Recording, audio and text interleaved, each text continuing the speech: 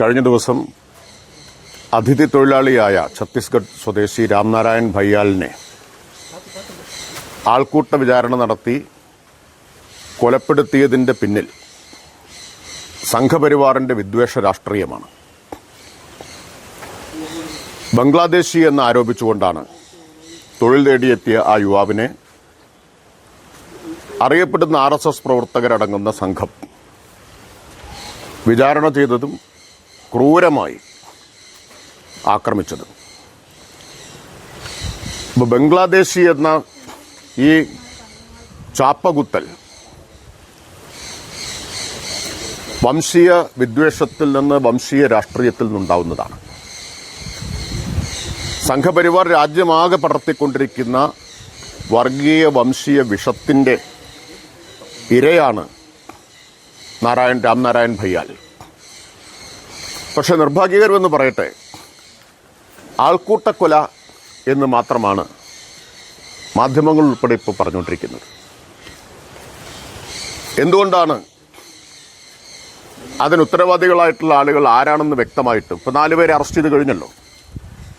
അറിയാത്തത് കൊണ്ടല്ലല്ലോ, വ്യക്തമായിട്ടും അക്കാര്യം മറച്ചുവെക്കുന്നത്. 2 CPM പ്രവർത്തകരെ വീട്ടിൽ കയറി വെട്ടിക്കൊല്ലാൻ ശ്രമിച്ച കേസിലെ പ്രതികളുമാണ് ഈ പ്രതികൾ. RSS CPM സംഘർഷത്തിന്റെ ഭാഗമായി അപ്പോൾ അവരുടെ രാഷ്ട്രീയം വ്യക്തമാണ്, അവരുടെ ക്രിമിനൽ പശ്ചാത്തലം വ്യക്തമാണ്. എന്നിട്ടും അത് മറച്ചുവെക്കാൻ, ആ വിദ്വേഷ രാഷ്ട്രീയമാണ് ഇതിന്റെ പിന്നിലെന്ന വസ്തുത മറച്ചുവെക്കാനാണ് ശ്രമം നടക്കുന്നത്. ഇതിൽ ഏതെങ്കിലും തരത്തിലുള്ള CPM വിദൂര ബന്ധമെങ്കിലും ഉണ്ടായിരുന്നെങ്കിൽ എങ്ങനെ ആഘോഷിക്കപ്പെട്ടിട്ടുണ്ടാകുമായിരുന്നു ഈ ആൾക്കൂട്ടക്കൊല? നിങ്ങളെല്ലാം എങ്ങനെയായിരിക്കും വാർത്ത കൊടുക്കുക? ആരെല്ലാം മറുപടി പറയേണ്ടി വന്നേനെ? ഇപ്പൊ സംഘപരിവാർ നേതൃത്വത്തിന് നേരെ ഒരു ചോദ്യവും വരുന്നില്ലല്ലോ, മിണ്ടുന്നതേ ഇല്ലല്ലോ. അവരാണ് അവരുടെ പ്രതികൾ, അവരുടെ പ്രവർത്തകരാണ് എന്ന കാര്യം.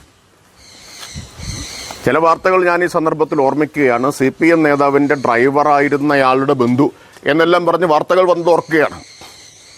ഇവിടെ നേരിട്ട് പ്രകടമായിട്ടും ഇക്കാര്യം വന്നിട്ടും ഇത് മറച്ചുവെക്കുന്നത് വളരെ വളരെ നിർഭാഗ്യകരമാണ്. അത് മറച്ചുവെക്കുക വഴി നാം ഈ വിദ്വേഷ രാഷ്ട്രീയത്തിന് വളമിടുകയാണ് ചെയ്യുന്നത്.